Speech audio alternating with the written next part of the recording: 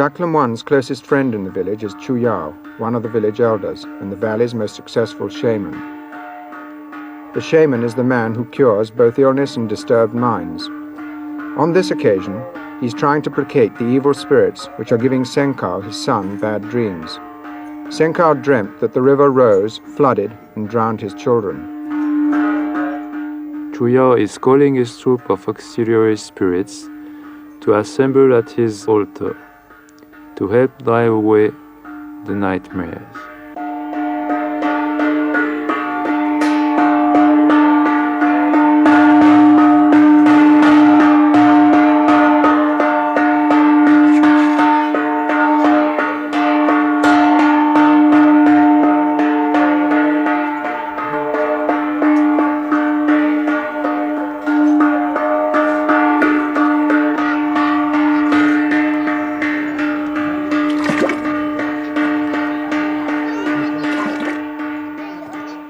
Chu Yao has prepared an arch of magic paper to brush away the dreams which cling to his son, and a ladder of swords to cut off the pursuit of the evil spirits.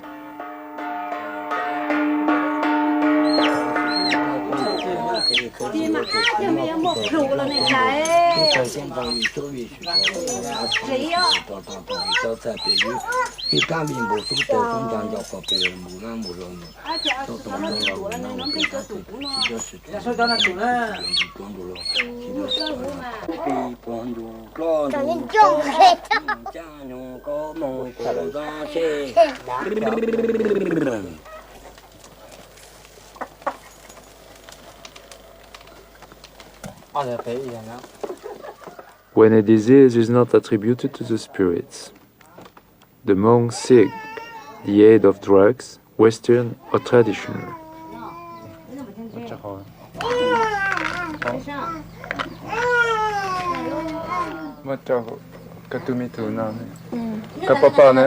Anu na pelu, anu na alu, inu na iluse, jalila.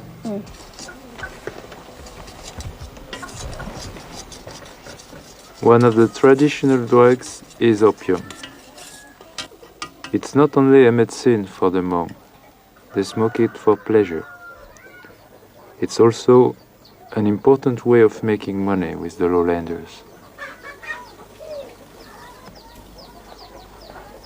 Once a week, Chu Yao refines a small amount of raw opium for the household's consumption and for entertaining friends.